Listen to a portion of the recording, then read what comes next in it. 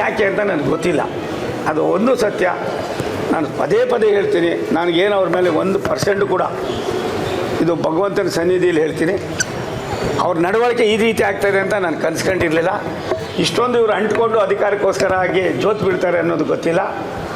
ಅದರ ನೈತಿಕತೆ ಏನಿದೆ, ಈ ಮೊನ್ನೆ ಚಿನ್ನಸ್ವಾಮಿ ಕ್ರೀಡಾಂಗಣದಲ್ಲಿ ಆದಂಥ ನೈತಿಕತೆ, ಇದಕ್ಕೆ ನೇರ ಹೊಣೆ ರಾಜ್ಯ ಸರ್ಕಾರ. ನೈತಿಕತೆಯ ಮತ್ತೊಂದು ಮುಖ್ಯವಾಗಿ ರಾಜ್ಯದ ಪೊಲೀಸರು ಕೆಲಸ ಮಾಡ್ತಾಯಿದ್ರು. ದಯಾನಂದ್ ಅವರು ನನಗೆ ತುಂಬ ವರ್ಷದಿಂದ ಅವರ ಆಡಳಿತದ ವೈಖರಿಯನ್ನು, ಅವರ ದಕ್ಷತೆಯನ್ನು, ಪ್ರಾಮಾಣಿಕತೆಯನ್ನು ನಾವು ಯಾರೂ ಕೂಡ ಪ್ರಶ್ನೆ ಮಾಡೋಂಗಿಲ್ಲ. ನಮ್ಮ ಮುಖ್ಯಮಂತ್ರಿಗಳಾದ ತಕ್ಷಣ ಅವ್ರನ್ನ ಹಾಕ್ಕೊಂಡಿದ್ದು ನನಗೆ ನಮಗೆಲ್ಲರಿಗೂ ಕೂಡ ಸಂತೋಷ ಆಗಿತ್ತು.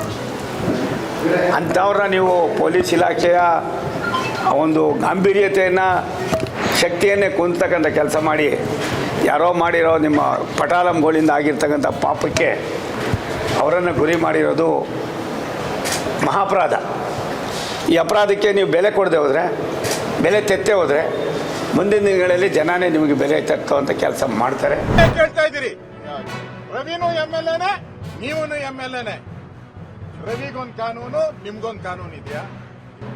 ಒಬ್ಬ ಅಧಿಕಾರಿ ರಿಪೋರ್ಟ್ ಕೊಟ್ಟ ಮೇಲೆ ಮಾಡಕ್ ಸಾಧ್ಯನೇ ಇಲ್ಲ ರೀ. ಕಾನೂನು ಪ್ರಕಾರ ಮುಖ್ಯಮಂತ್ರಿಗೆಲ್ಲ ಯಾರಿಗೂ ಅಧಿಕಾರನೇ ಇಲ್ಲ. ಒಬ್ಬ ಅಧಿಕಾರಿ ನನ್ನ ಕೈಲಿ ಆಗಲ್ಲ ಇಲ್ಲಿ ಅಂತ ಹೇಳಿದ್ಮೇಲೆ ನೀವ್ ಹೆಂಗೆ ಮಾಡಿದ್ರಿ ಕಾರ್ಯಕ್ರಮ? ಕೂಡಲೇ ರಾಜೀನಾಮೆ ಕೊಡ್ಬೇಕು. ನಾನು ಇನ್ನೂ ಒಂದು ಹೇಳಿದ್ದೀನಿ, ಎಂಟೈರ್ ಸರ್ಕಾರ ಡಯಾಸ್ ಮೇಲಿತ್ತು. ಚೀಫ್ ಸೆಕ್ರೆಟರಿ ಇಂದ ಹಿಡಿದು IAS ಮಂತ್ರಿಗಳೆಲ್ಲ ಇದ್ರು. ಇಡೀ ಸರ್ಕಾರನೇ ವಜಾ ಮಾಡ್ಬಿಡ್ಬೇಕು ಇವ್ರು. ಇಡೀ ಸರ್ಕಾರನೇ ವಜಾ ಮಾಡ್ಬೇಕು. ಅವಾಗ ಈ ಆತ್ಮಗಳಿಗೆ ಶಾಂತಿ ಸಿಗುತ್ತೆ.